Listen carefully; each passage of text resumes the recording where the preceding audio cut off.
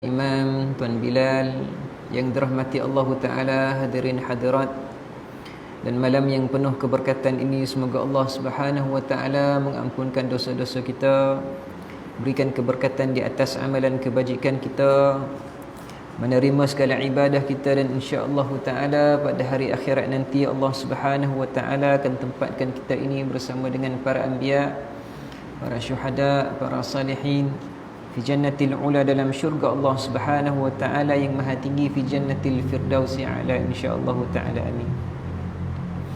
Alhamdulillahirabbil alamin. Bersyukur kita kepada Allah Subhanahu wa taala di atas limpahan kurnia-Nya dapat kita bertemu pada malam ini, dan kita bersyukur kepada Allah Subhanahu wa taala kerana masih lagi diberikan peluang, meskipun kita dihimpit dengan kegelisahan, dihimpit dengan kegusaran, dihimpit dengan segala yang mengancam dalam benak kepala kita.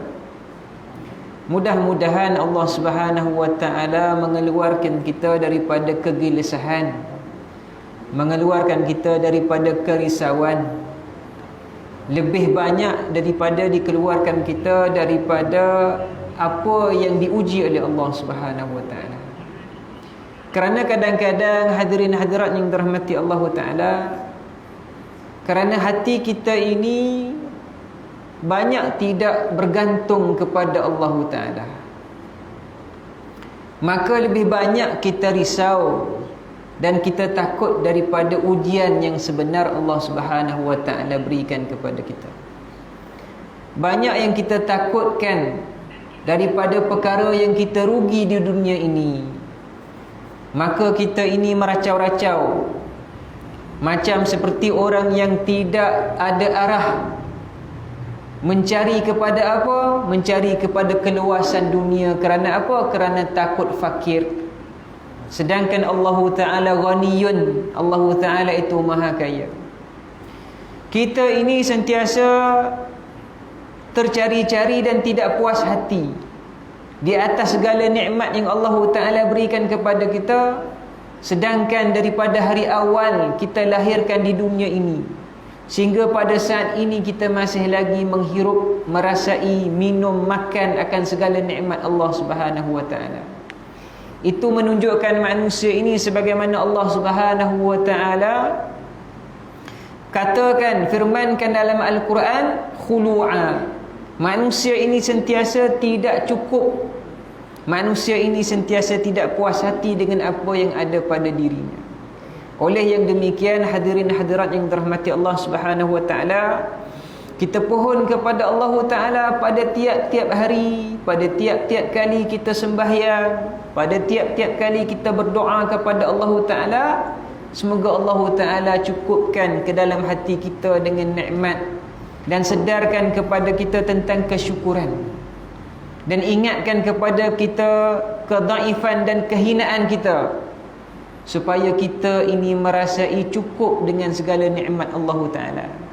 Ada kalanya kita kena minta kita ni dalam keadaan kita hina, kita lupa sebab kita ni hina. Jadi apabila kita lupa kita hina, banyak benda yang kita minta daripada Allah Ta'ala itu perkara yang luar biasa, yang hebat-hebat, sedangkan kita tak layak pun.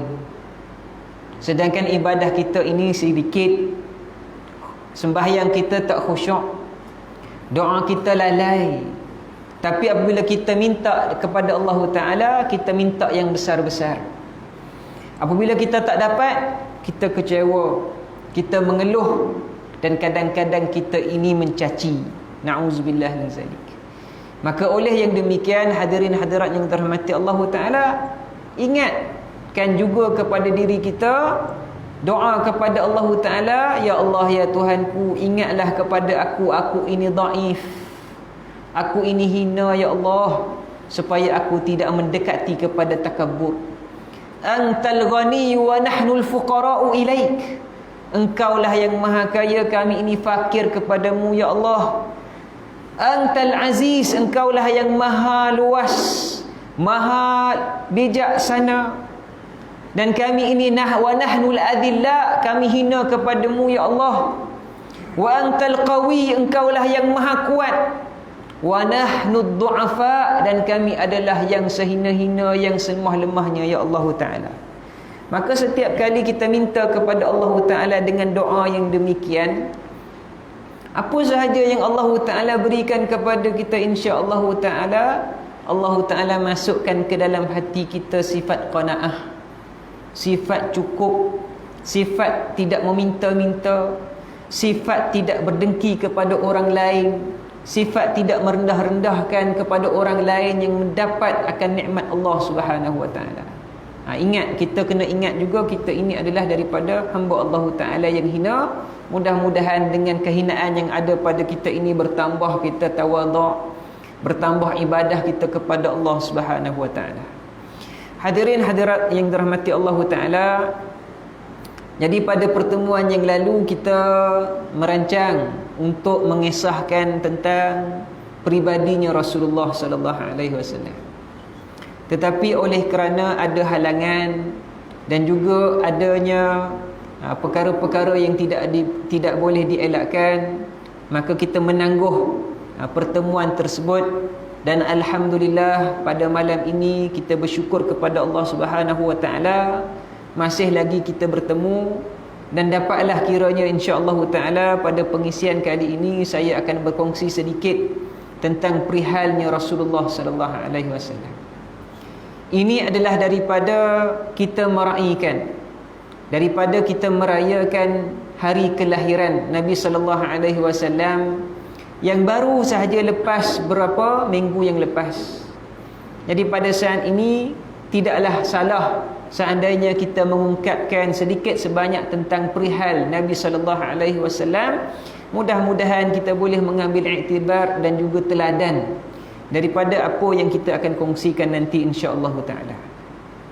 Hadirin hadirat yang dirahmati Allah Subhanahu wa taala, sebelum saya nak menyatakan ataupun berkongsikan yang berkaitan dengan perihalnya Nabi sallallahu alaihi wasallam, sukacita saya nak ingatkan bahawasanya Nabi sallallahu alaihi wasallam ini adalah Rasulullah sallallahu alaihi wasallam, itu utusan Allah taala yang mana Allah Subhanahu wa taala berikan kepada umat yang terbaik.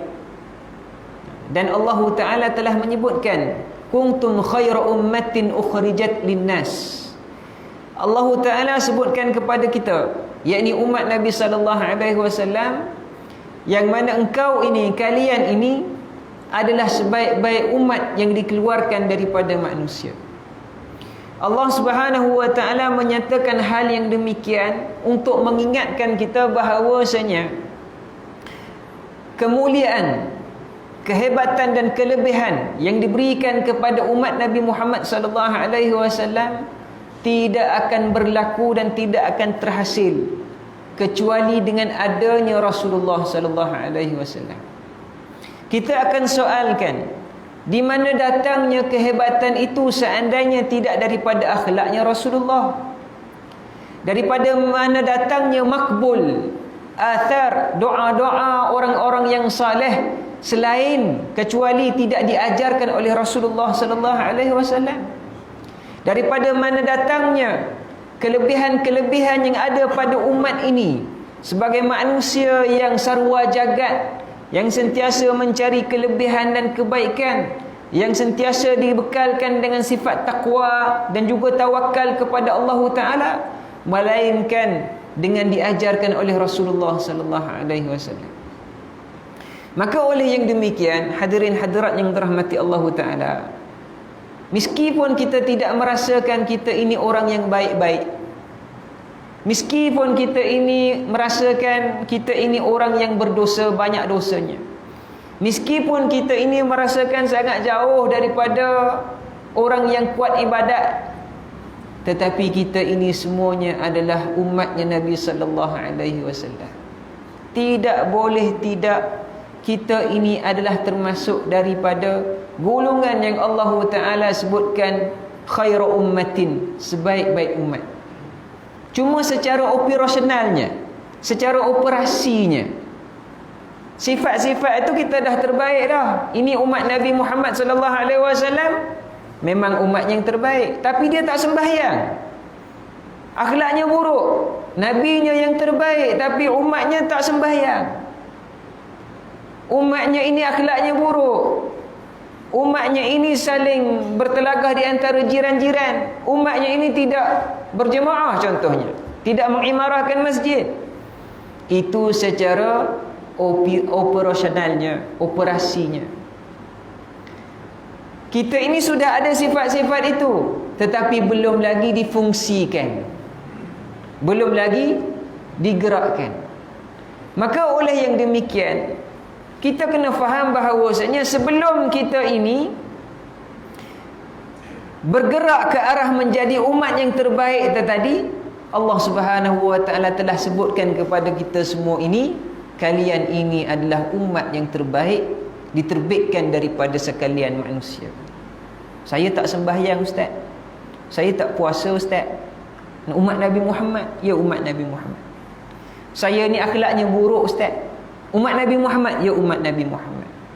Falidha jaa rajulun ila Nabi sallallahu alaihi wasallam. Maka oleh yang demikian datang seorang lelaki yang ajuz kabirusin, orang yang tua, sangat berusia umurnya, datang bertemu dengan Nabi sallallahu alaihi wasallam. Diceritakan kepada Rasulullah sallallahu alaihi wasallam, "Ya Rasulullah, aku ini seorang yang melakukan dosa yang sangat banyak.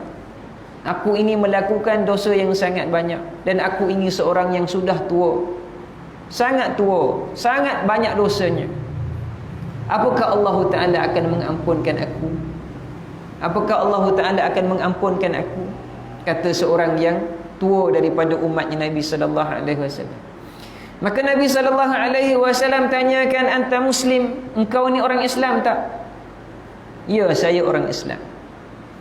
"Ya Rasulullah, saya nak ceritakan ini," katanya lelaki tersebut.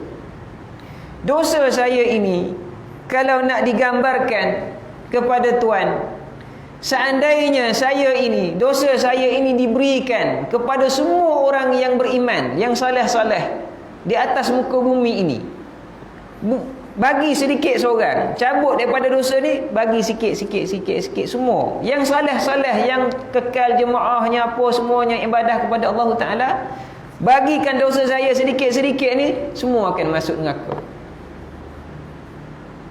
Dipanggil mubalaghah, superlatif, tingginya bahasanya. Saya ni orang yang berdosa, apa sahaja list, apa sahaja nama dosa, senarai dosa itu semua saya buat. Dan seandainya dosa-dosa saya ini dicerakinkan, dilemparkan ke semua kena, orang-orang yang saleh ni semua kena, semuanya akan masuk neraka. Maka Nabi sallallahu alaihi wasallam menyebutkan, "Anta muslim, engkau muslim." "Ya muslim." "Innallaha ghafirul lidzambika." Maka Allah Ta'ala akan ampunkan dosa kamu. Dengan sebab apa? Sebabnya daripada umat Nabi sallallahu alaihi wasallam. Umat Nabi lah tu. Umat mana yang akan mengaku dosanya kepada Allah Ta'ala kalau bukan daripada umat Nabi Muhammad sallallahu alaihi wasallam? Kan Nabi sallallahu alaihi wasallam menyebutkan, "Kullu ummati yadkhulunal jannata illa man aba." Setiap daripada umatku akan masuk syurga melainkan orang yang enggan sahaja. Dan orang yang enggan ini pada awalnya lagi dia tidak akan mengaku dia melakukan dosa. Tapi kalau ada orang Islam yang melakukan dosa dan dia mengaku dan bertaubat di atas dosanya itu adalah umatnya Nabi Muhammad sallallahu alaihi wasallam. Maka oleh yang demikian katanya Imam Al-Qarafi. Imam Al-Qarafi kata apa? "Lau lam yakun li Rasulillah sallallahu alaihi wasallam mu'jizatan illa ashabuh lakafauhu." Kalaulah bagi Nabi sallallahu alaihi wasallam itu tidak ada mukjizat selain daripada sahabat-sahabatnya sahaja, nescaya cukuplah sahabat-sahabatnya sahaja menjadi mukjizat kepada Rasulullah sallallahu alaihi wasallam. Apa maksudnya? Kalaulah Nabi ni tidak ada mukjizat selain daripada sahabat-sahabat yang keliling Nabi itu sebagai mukjizat Nabi, lakafauhu, nescayalah itu semua sahabat-sahabat itu akan menjadi mukjizat kepada Rasulullah sallallahu alaihi wasallam. Apa maksudnya tuan-tuan dirahmati Allah Ta'ala? Bagaimanakah kemurnian, kemuliaan, bagaimanakah sifat yang baik, akhlak budi yang tinggi pada sahabat Nabi sallallahu alaihi wasallam itu telah menunjukkan bagaimanakah hebat dan luar biasanya Nabi sallallahu alaihi wasallam menjadikan manusia-manusia di sekeliling Nabi sallallahu alaihi wasallam itu adalah manusia-manusia yang hebat. Nescayalah orang-orang yang hebat ini datangnya daripada seorang yang telah mengajarkan kehebatan kepada mereka. Dan bagaimanakah kita ini sebagai umat Nabi sallallahu alaihi wasallam pada saat ini, manusia yang tidak melihat batang tubuh Nabi sallallahu alaihi wasallam, orang yang mungkin tidak pernah kenal akan rumahnya Nabi sallallahu alaihi wasallam, mungkin yang pergi ziarah makam Nabi sallallahu alaihi wasallam, yang mungkin sahaja sembahyang dalam Masjid An-Nabawi Asy-Syarif sallallahu alaihi wasallam, ataupun orang yang tak pernah kenal pun tempat-tempat yang disebutkan tadi, Masjidin Nabawi pun tak pernah sampai, Masjidil Haram pun tak pernah sampai, makam Rasulullah pun tak pernah sampai, tapi kenalnya siapa? Kenalnya nama sahaja Muhammad sallallahu alaihi wasallam. Dia sembahyang, dia baca assalamu alayka ayyuhan nabi, dia tahu tu sahaja, tapi dia cinta kepada Rasulullah sallallahu alaihi wasallam. Siapakah umat ini? Tentulah umat kepada Nabi yang sangat luar biasa hebatnya. Selepas 1400 tahun pun ada manusia yang tak pernah kenal dan tak pernah lihat akan baginda Nabi, tetapi sentiasa disebut-sebut dan dirindu-rindu akan Nabi sallallahu alaihi wasallam. Itu yang kita faham bahawasanya Nabi sallallahu alaihi wasallam itu dikeluarkan untuk umat ukhrijat linnas, dan umat itu adalah sebaik-baik umatnya manusia. Dan tidak ada orang lain yang disebutkan oleh yang demikian itu melainkan kita semua ini, hadirin hadirat yang dirahmati Allah Ta'ala. Walaupun kita tak pandai cakap bahasa Arab, walaupun kita tak pandai baca buku Arab, walaupun kita tak pandai menyanyi lagu Arab, tapi kita ini adalah umatnya Nabi Muhammad sallallahu alaihi wasallam. Maka itu pertama sekalinya sebelum kita kenal siapakah Rasulullah sallallahu alaihi wasallam, kita kenal diri kita ini adalah daripada umatnya Nabi sallallahu alaihi wasallam. Dan apabila kita bercerita pula tentang Nabi sallallahu alaihi wasallam, maka saya bawakan satu hadis Nabi sallallahu alaihi wasallam, yang mana hadis ini diceritakan oleh Hindab bin Abi Halah. Ini adalah tentang perihal pribadinya Nabi sallallahu alaihi wasallam. Dianya sebuah hadis menceritakan tentang sifatnya Nabi sallallahu alaihi wasallam. Mudah-mudahan kita baca semua daripada yang diceritakan oleh Hindab bin Abi Halah ini menjadikan kita kenal sedikit sebanyak bagaimanakah sifat dan akhlaknya Rasulullah sallallahu alaihi wasallam. Bagaimanakah telah ditanyakan, sa'altu khali Hindab bin Abi Halah wa kana wassafan li Rasulillah sallallahu alaihi wasallam. Hindab bin Abi Halah ini adalah sahabat Nabi sallallahu alaihi wasallam dan disifatkan sebagai wassafan. Wassafan ni orang yang menceritakan tentang peribadi Nabi sallallahu alaihi wasallam, orang yang memperincikan sifatnya Nabi sallallahu alaihi wasallam. Faqultu sifli Rasulullah sallallahu alaihi wasallam, faqal kana Rasulullah sallallahu alaihi wasallam mutawasil al-ahzani daim al-fikri. Katanya Hindab bin Abi Halah adalah Rasulullah sallallahu alaihi wasallam ini sentiasa berada dalam keadaan kerisauan. Risau Nabi. Daimal fikri, sentiasa berfikir. Sebagaimana seorang yang memikirkan tentang bagaimanakah masa depan anak-anaknya. Ketika mana berada dalam keadaan yang penuh dengan pancaroba, yang penuh dengan tipu daya, hidup alam yang penuh dengan tipu daya, ada masa lagi tak bagi seorang ayah memikirkan tentang keseronokan untuk anak-anaknya ataupun untuk dirinya? Adakah seorang bapa yang bertanggungjawab, yang merasakan segala pancaroba, tipu daya, segala penipuan dan pembohongan dunia ini tidak akan masuk ke dalam kepalanya anak-anak itu? Ada tak seorang bapa yang bertanggungjawab melepaskan anak-anaknya itu dengan tanpa ada pedoman dan pengetahuan? Begitulah Nabi SAW mutawasilal ahzan. Nabi sentiasa berada dalam kerisauan tentang umat baginda Nabi SAW. Risau akan Nabi SAW, akan diri kita ini, tuan-tuan dirahmati Allah Ta'ala. Nabi risaukan para sahabat, Nabi risaukan para ikhwan.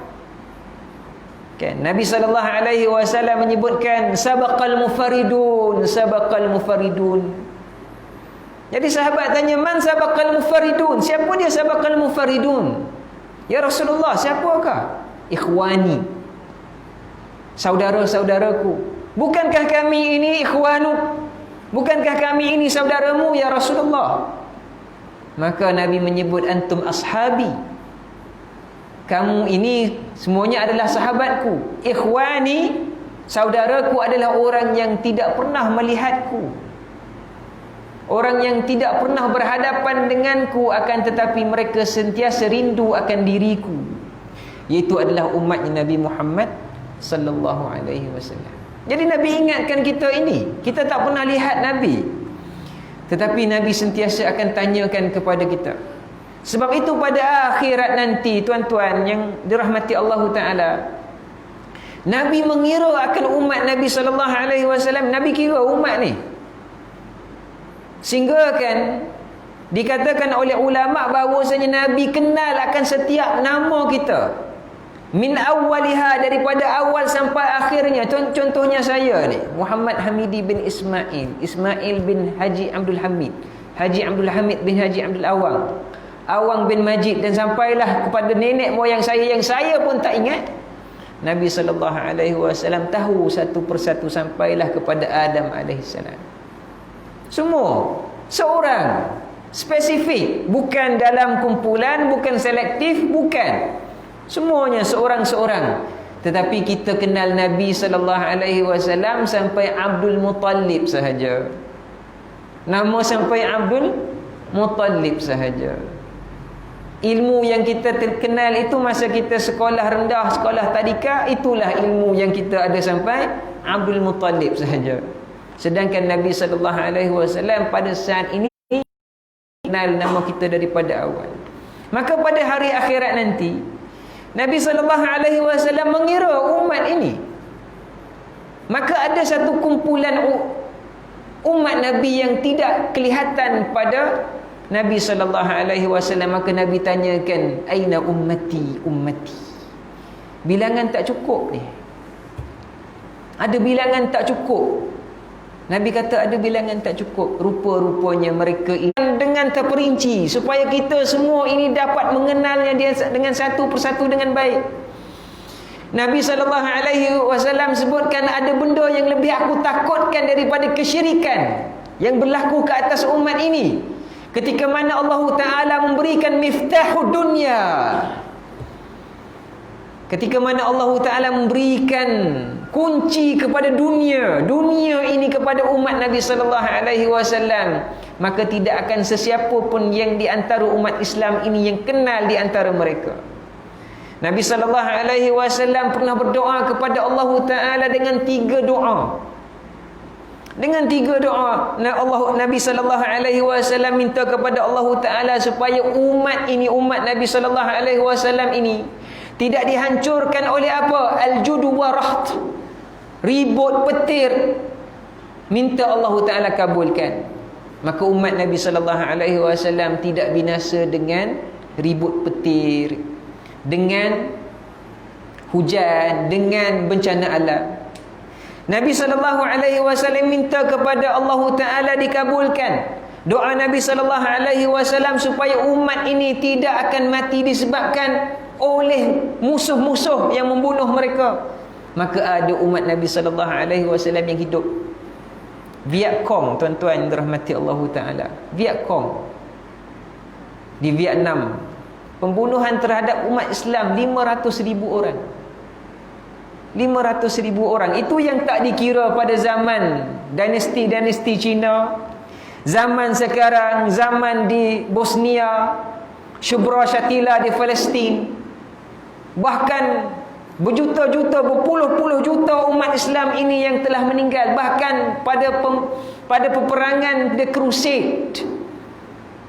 Crusade, salib, ratusan ribu umat Islam itu mati, sehingga kan raja-raja, paderi barat pada saat itu ketika mana ingin mengambil Baitul Maqdis, kuda mereka itu berenang dalam darah umat Islam. Tetapi Allah Ta'ala kekalkan umat ini hidup dengan berkatnya doanya Rasulullah sallallahu alaihi wasallam. Nabi doakan kepada Allah Ta'ala supaya umat ini tidak dibinasakan oleh penyakit-penyakit, maka Allah Ta'ala makbulkan. Tetapi doa yang keempat, Allah Ta'ala kata jangan minta. Kerana pada apa? Awal lagi Allah Ta'ala tidak perkenankan. Apa dia? Supaya Nabi SAW doakan kepada Allah Ta'ala supaya umat ini tidak akan saling membunuh di antara satu dengan yang lain, tidak menikam di antara satu dengan yang lain. Maka Allah Ta'ala kata jangan minta yang ni, kerana umat ini akan binasa dengan umat mereka sendiri. Umat ini akan dibinasakan oleh tangan-tangan mereka sendiri. Dan Allah Ta'ala makbulkan doa tersebut. Subhanallah lazim.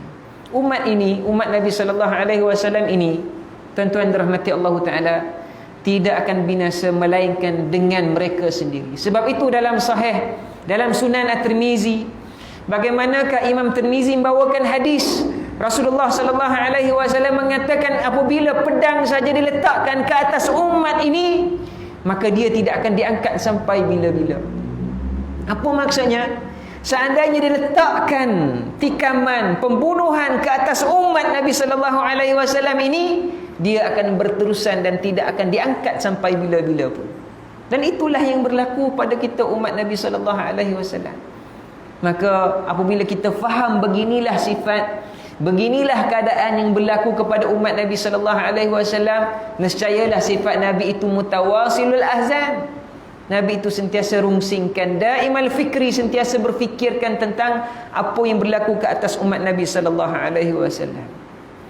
Dan apa katanya lagi Hindab bin Abi Halah, laisat lahu rahatun tawilah sakti. Nabi itu sentiasa berada dalam keadaan yang bersibuk-sibuk, tidak pernah pun berada dalam keadaan yang senang. Nabi tak berada dalam keadaan senang, sentiasa berfikir, sentiasa melihat kepada umat Nabi SAW. Tawilus sakti, panjang-panjang diamnya Nabi SAW. Bukan pendiam, panjang diamnya Nabi SAW. Panjang berfikir dan panjang diamnya Nabi SAW. Tuan-tuan kena bezakan dengan orang yang pendiam dengan panjang diam. Nabi SAW ini, tuan-tuan dirahmati Allah Ta'ala, adalah orang yang makan dan Nabi berbicara. Makan dan berbicara. Maksudnya apa? Dalam keadaan-keadaan yang tertentu, contohnya kita makan, kita minum, tak menjadi satu kesalahan seandainya kita ini berbincang, bercakap, tak salah. Cuma kalau di atas husnul ta'dib, untuk mengajar anak-anak, makan, jangan bercakap, sebab anak-anak ni leka. Tapi kalau dalam husnul adab, bercakap dan makan itu adalah daripada sunnahnya Nabi SAW. Kerana Nabi SAW didapati berseluruh, bergurau dengan sahabat-sahabat. Contohnya Nabi sedang makan kurma dengan sahabat-sahabat. Nabi SAW ada Umar, ada Abu Bakar, ada Uthman dan sebagainya.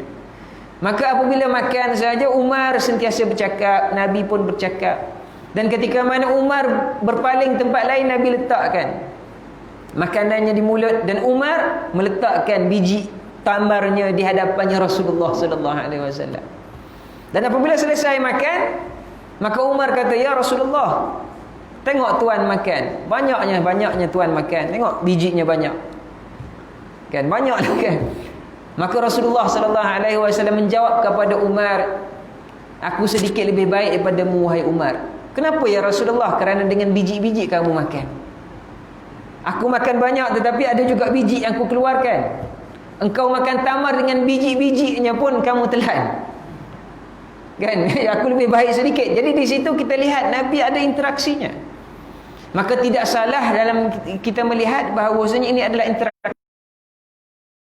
Akan ada membawa kepada perkara yang makruh.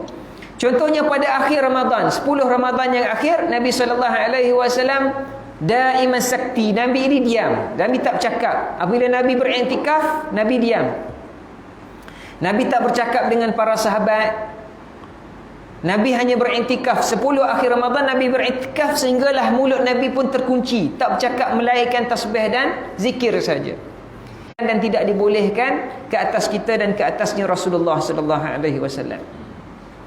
La yatakallamu fi ghairi hajatin, dan Nabi ini tidak bercakap melainkan pada perkara yang perlu sahaja.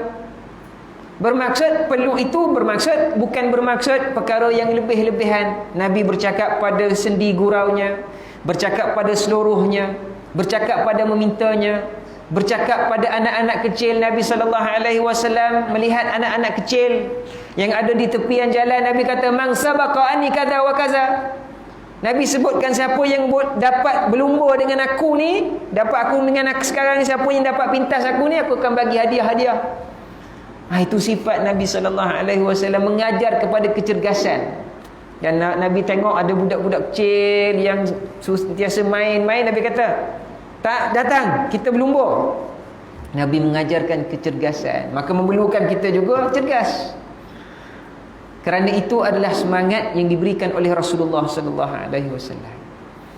Dan katanya lagi hindab, yaftatihul kalam wa yakhtimuhu bi ismillah ta'ala. Nabi memulakan ucapan dengan menyebut nama Allah Ta'ala. Subhanallah, bismillah, Masya Allah. Begitu juga dengan minum, begitu juga dengan makan. Dan minum Nabi SAW adalah setiap tegukan Nabi dimulakan dengan bismillah, dilepaskan dengan alhamdulillah. Minum lagi bismillah, dilepaskan dengan alhamdulillah. Itu min sunnati Rasulillah. Dan Nabi SAW mengajarkan kepada kita satu nafas itu dengan 3 tegukan. Bukan 3 jak satu tegukan, bukan 3 jak satu nafas, tapi satu nafas dengan 3 tegukan. Setiap tegukan bismillah, alhamdulillah, bismillah, alhamdulillah, Masya Allah Rabbil Karim. Ini adalah daripada sifat Nabi SAW.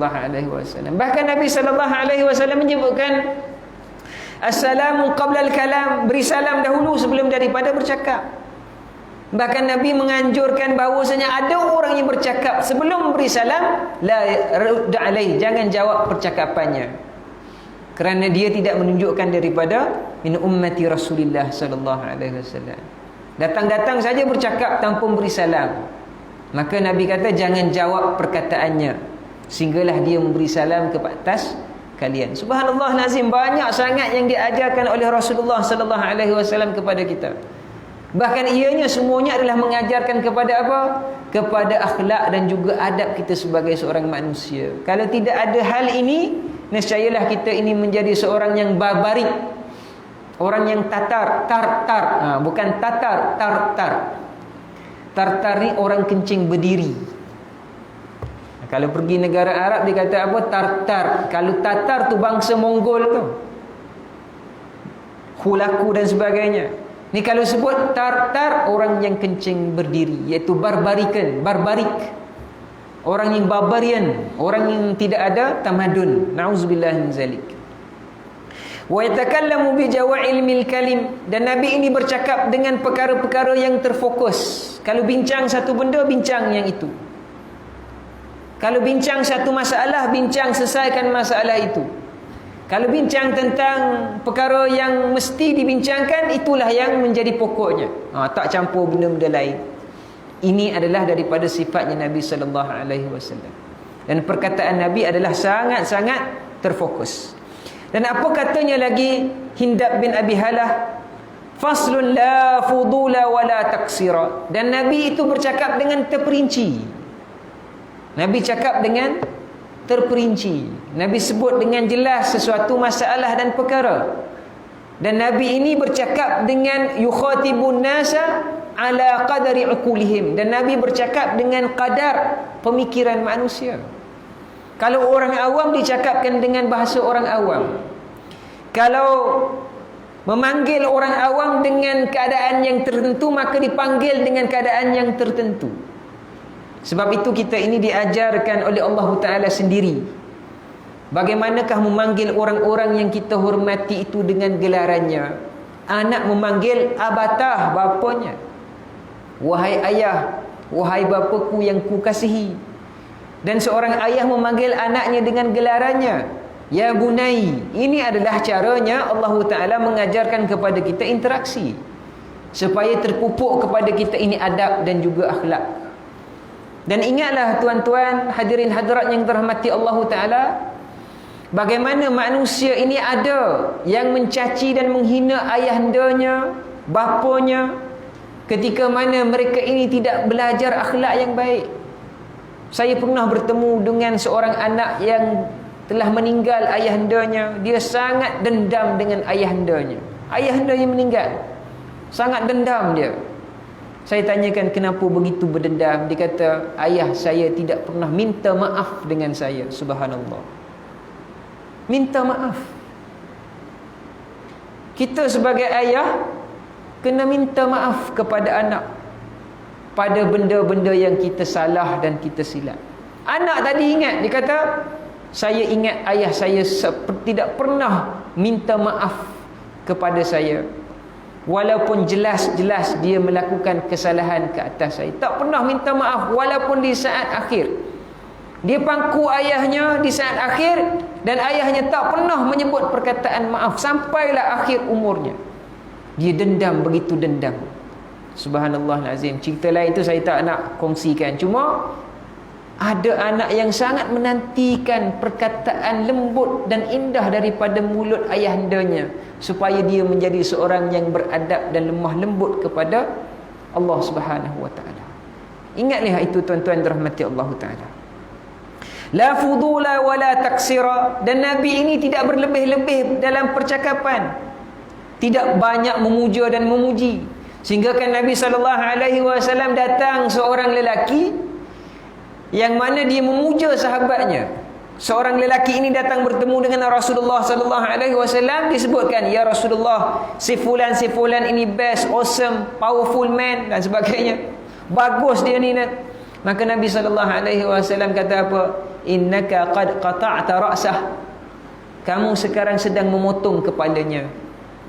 Wahai lelaki, kamu sedang memotong kepalanya. Kerana apa? Kerana berlebih-lebihan dalam memuja dan memuji seseorang yang belum tentu bagaimanakah kelayakan dan kemahirannya. Sebab itu kita ini tuan-tuan dirahmati Allah Ta'ala, jangan berlebih-lebihan memuja dan memuji orang, kerana ianya akan jatuh dan akan tewas pada penilaian orang yang akan menilainya. Tuan-tuan ini sebutlah tentang seseorang yang mana jemaahnya tak kenal. Seorang daripada kita ni sebutlah, ini si fulan ni hebat, bagus begini ni. Yang menilainya hadirin hadirat ini. Apabila datang saja orang itu tak sama dengan gambaran penilaiannya jemaahnya, anta qad qata'ta ra'sah, kamu telah memotong kepalanya. Maksudnya apa? Telah menjatuhkan maruahnya. Apalah, macam ni je orang ni. Ceritanya bukan main hebat. Kan gitu. Kan kita jemaah ini yang telah memotong kepalanya. Sahabat tadilah yang membunuhnya, membunuh akan maruahnya. Subhanallahazim. Maka dengan sebab itu berbicaralah, rekomenlah seseorang itu dengan kadar yang diketahuinya. Bagus orang ini, hebat orang ini. Tuan-tuan lihatlah sendiri. Baik, silakan untuk beri azan.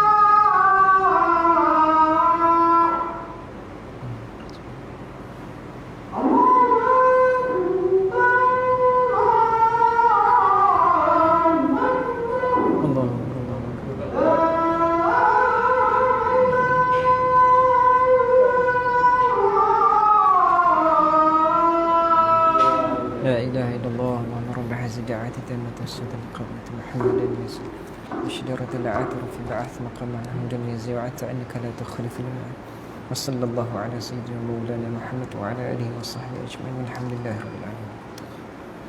Bismillahirrahmanirrahim. InsyaAllah ta'ala saya cuba menghabiskan perihal tentang sifat Rasulullah sallallahu alaihi wasallam ini sedikit saja lagi insya-Allah.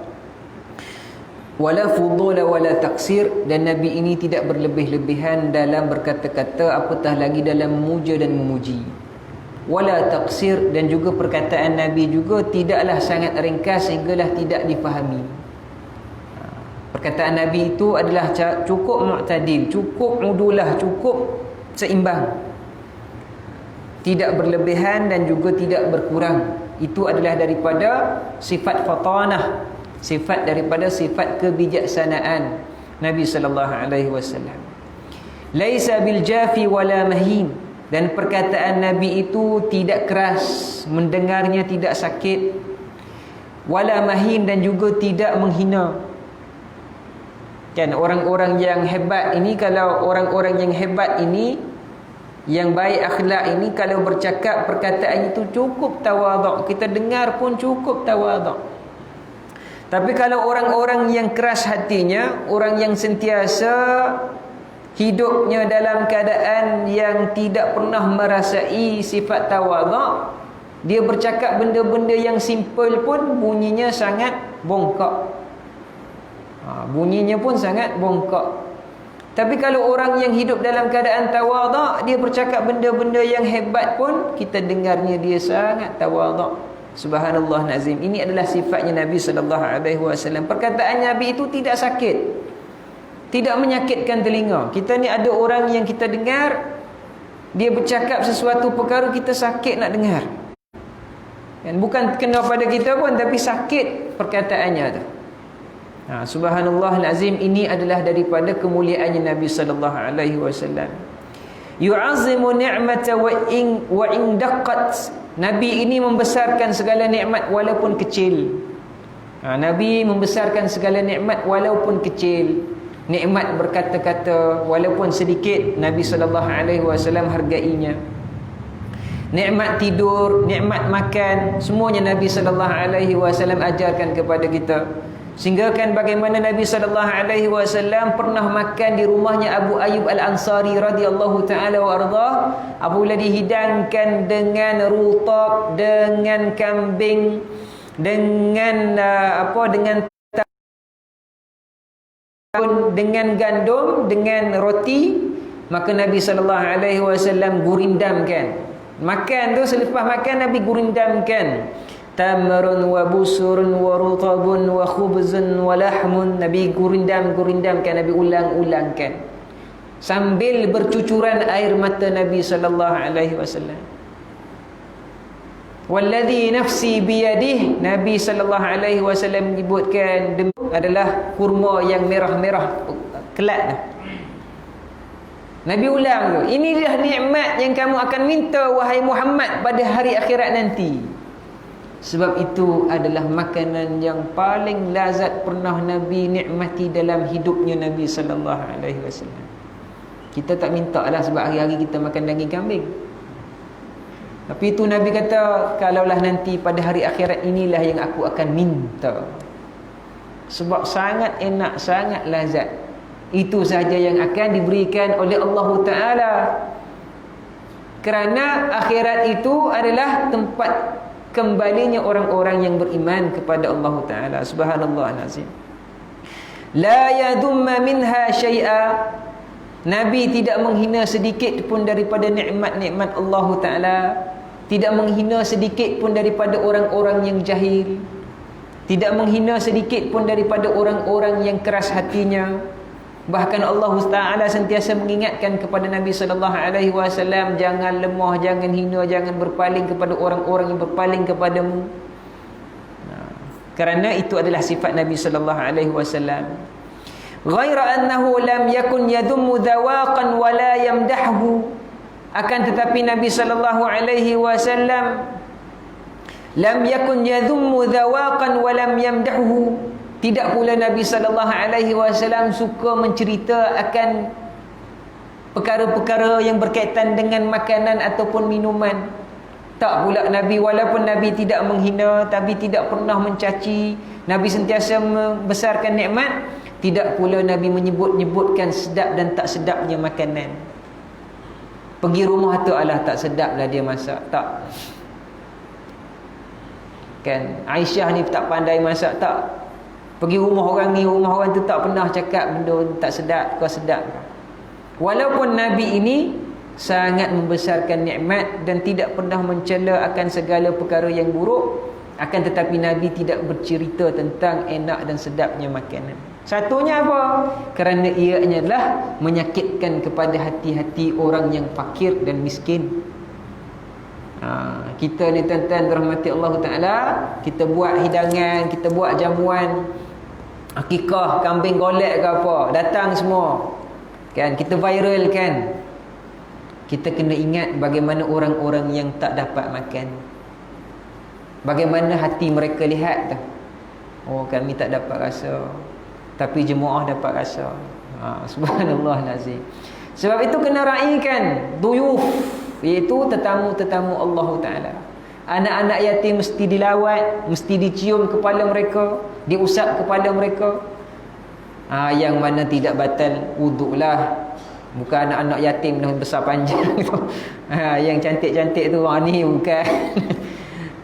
Yang mengingatkan kepada apa? Mengingatkan kepada Rasulullah sallallahu alaihi wasallam, menghargai kepada orang-orang yang sebegini. Kita kena buat juga dapat pahala. Taib, banyak sedikit lagi daripada pembicaraan ini. Di antaranya juga adalah wala tughdibhu dunya wa ma kana laha, dan Nabi tidak parah pun dengan apa yang ada dalam dunia ini. Apa yang berlaku di sana di sini tak pernah apa pun dikatakan buruk oleh Rasulullah sallallahu alaihi wasallam. Bahkan Nabi sallallahu alaihi wasallam mengatakan la tasubbud dahr fa inna dahr wallah. Jangan kamu hina masa kerana masa itu adalah Allah. Uqallibul laila wan nahar. Allah Ta'ala sebutkan dalam hadis yang lain, hadis kursi, tidakkah aku yang menggerakkan langit dan bumi ini siang dan malam? Kita ni jangan tasubuddah, jangan hina waktu. Allah cepatlah, Allah lambat. Oh, hujan pula dah. Tak puas hati kita. Kan semuanya adalah daripada kudrah dan ketentuan Allah Subhanahu wa Ta'ala. فَإِذَا تُعَدِّ الْحَقَّ لَمْ يَكُنْ لِغَضَبِهِ شَيْءٌ حَتَّى يَنْتَصِرَ لَهُ. Dan apabila Nabi sallallahu alaihi wasallam ini ditentang, dimarahi, Nabi sallallahu alaihi wasallam tidak akan membalas melainkan dengan sebab membantu kepada agama Allah Ta'ala. Bukan kerana marah Nabi sallallahu alaihi wasallam. Nabi dihina. Tak peliklah sampai hari ini pun Nabi dihina. Kan, Charlie Hebdo yang di Paris apa semua sekali tu, bukan sekali dua mereka buat. Dah berpuluh-puluh tahun, dah berapa ratus tahun dah buat. Umat Islam ini sentiasa disebutkan dahulu tentang Nabi ini adalah seorang yang suka kepada anak-anak perempuan. Disebut oleh orang-orang barat. Nabi sallallahu alaihi wasallam disebutkan kerana apa? Kerana nak membunuh kepada hati umat Islam.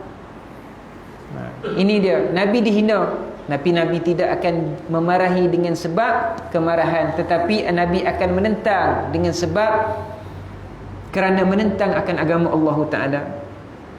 Idza asyara bikaffihi kullaha wa idza ta'ajjaba qallabaha wa idza tahaddasa ittasala biha wa daraba bi rahatihi al-yumna batni ibhamiha al-yusra wa idza ghadiba a'rada wa asyaha wa idza fariha ghadda tarfahu jullu dhahikahu tabassama yaftaru an mithli habbal ghamam. Ini yang saya sebutkan di akhir. Nabi sallallahu alaihi wasallam apabila menunjukkan, Nabi tunjuk sesuatu, Nabi akan tunjuk dengan tangan kanan. Dan Nabi akan tunjuk kebiasaannya dengan telapak tangan. Nabi tunjuk begini. Dan adanya Nabi menunjukkan begini. Nabi tunjukkan begini. Nabi tunjukkan dengan tapak tangan dan tidak dengan tangan kiri. Wa idza ta'ajjaba qallabaha wa idza tahaddatha ittasala biha wa daraba. Nabi sallallahu alaihi wasallam menunjukkan dengan tangan ketika mana bercakap tentang sesuatu yang takjub, maka Nabi akan angkat tangan. Dan apabila Nabi sallallahu alaihi wasallam bercakap dengan tenang, Nabi akan tepuk tangan. Nah, tepuk begini. Tepuk begini. Tepuk untuk apa? Untuk menunjukkan benda itu ada satu benda yang sangat penting. Hadirin, hadirat, subhanallah azim. Dan nampak dua taring Nabi sallallahu alaihi wasallam. Ketawa Nabi begitulah. Kita nak tadak taring ni jangan suruh tunjuk taring. Tadak taring nak tunjuk taring, nampaklah apa? Busi rongok tu. Tak ada, bukan sampai tahap tu. Kita ni padan dengan kita lah tuan-tuan dirahmati Allah Ta'ala. Subhanallah azim. Ini sikit sebanyak daripada sifatnya Nabi SAW yang telah diceritakan oleh Hindak bin Abi Halah radhiyallahu ta'ala wa arda. Semoga Allah Ta'ala mengurniakan sedikit sebanyak daripada sifat-sifat Nabi kepada kita. Dan yang lebih penting, kita sentiasa kekal dawam zikra, ingat kepada Nabi, cinta kepada Nabi, selawat kepada Rasulullah sallallahu alaihi wasallam, dan pohon kepada Nabi di atas segala perkara yang menimpa kita. Semoga Allah Ta'ala memberikan kemudahan dan penyelesaian kepada apa yang kita hadapi, insya-Allah Ta'ala. Naktafi bihadzal qadar. Segala yang baik daripada Allah Ta'ala, yang kurang pada saya sendiri. Aku liqauli hadza wa astaghfirullah li wa lakum. Wassalamualaikum warahmatullahi wabarakatuh. Alhamdulillah wassalatu wassalamu ala Rasulillah wa ala alihi wa